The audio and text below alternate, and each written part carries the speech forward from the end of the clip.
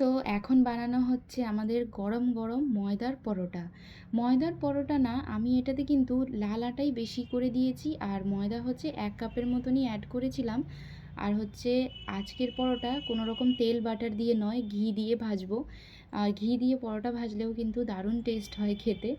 আর হচ্ছে আমি কিন্তু সকালবেলায় যখন রান্না করি দুবেলার তরকারিটা আলাদা করে মানে রান্না করে রেখে দিই, যাতে রাত্রেবেলা বেশি রান্না করতে না হয়। তো 2 ভাগ করে আমি ফ্রিজের মধ্যেই রেখে দিই। তো রাত্রের বেলা আমাদের হচ্ছে ওই রুটি হোক বা রুটি না থাকলে ভাত এগুলো রান্না করলেই হয়ে যায়। তো আজকেও দুপুরে আমি মানে সকালে উঠে আমি ডিম আলুর তরকারি করছিলাম 2 বেলার। তো ডিম আলুর তরকারি রয়েছেই, আন্ডা কারি আর হচ্ছে তার সঙ্গে এটা গরম গরম ঘি দিয়ে পরোটা, মিক্স আচার আর থাকবে হচ্ছে স্যালাড। তো আপনাদের কাদের কাদের পরোটা খেতে পছন্দ আমাকে কমেন্ট বক্সে অবশ্যই জানাবেন। তো আমাদের এখানে যেহেতু গরম তেমন নেই, একটু ঠান্ডা ঠান্ডা ওয়েদার, কারণ বৃষ্টি হয়েছিল, যার জন্যে এই পরোটা লুচি খেতে এখন ভালোই লাগছে।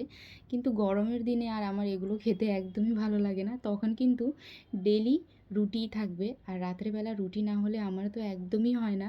তো এইদিকে কিন্তু পরোটা ভাজা হয়ে গেছে। কেমন হয়েছে কমেন্টে অবশ্যই জানাবেন। আজকের পরোটা একটু ট্রাইঅ্যাঙ্গেল শেপে করেছি। তো চলুন আজকের ব্লগ এইটুকুই। সবাই ভালো থাকবেন, সুস্থ থাকবেন।